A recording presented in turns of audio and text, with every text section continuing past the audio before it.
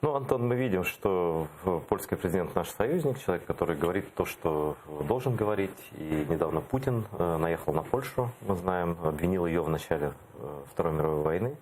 Ну, этот сюр Оруэлловский продолжается. И вот недавно были мероприятия 75 лет Холокоста в Иерусалиме. Там Путин был прима-гостем таким, который объяснял человечеству, как оно все было на самом деле, брал на себя всю ответственность за освобождение евреев, объяснял, что вот Советский Союз, Советский Союз, Советский Союз. Вот. Польский президент туда не поехал, украинский президент поехал, собственно, в Израиль, но принимать участие в этом отказался, его многие обвинили в Израиле, там некоторые, даже ваши коллеги из Yad Vashem, ну коллеги в том смысле, что они тоже вот сотрудники Института памяти национальной, сказали, что мы не понимаем решение украинского президента не принимать участие вот в этом. Договорились там некоторые до того, что Зеленский оскорбил евреев там, и так далее, и так далее. Каково ваше отношение к речи Путина там, к тому, как его встречали?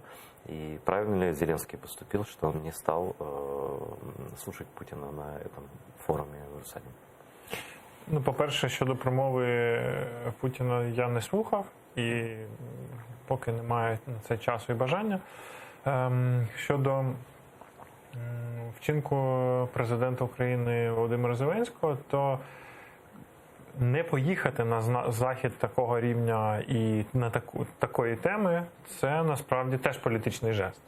І лідер держави, приймаючи такі рішення, керується дуже різними.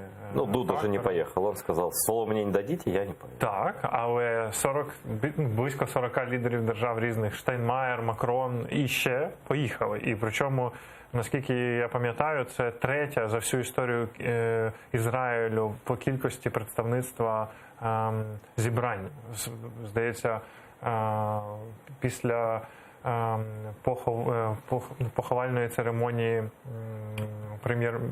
прем'єр-міністра Ізраїлю Рабіна і ще якогось заходу. Тобто, ну, не поїхати на такий захід – це жест, і там є окрема історія, чому польська і ізраїльська історія, як вона там розгорталася. І, очевидно, після того, що заявив Путін, Дуда не поїхав. Чому? Але для України причини, чому не поїхати, це насправді треба ще знайти.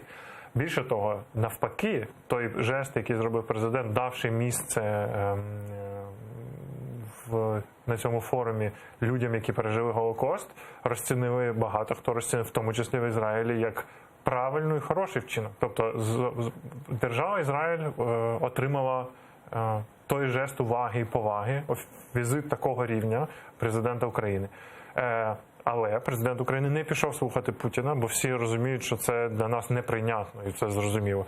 Натомість туди пішли на цей форум люди, яким це було важливо. Тому, знаєте, а ще в контексті того, що президент ще й Аушвіц відвідав, то насправді це, знаєте, позиція по Голокосту в цьому році дуже чітка в Україні. І нас ніхто не може звинувачувати в якихось непослідовностях. Президент відвідав дві наймасштабніші події цього року. І це насправді правильний хід.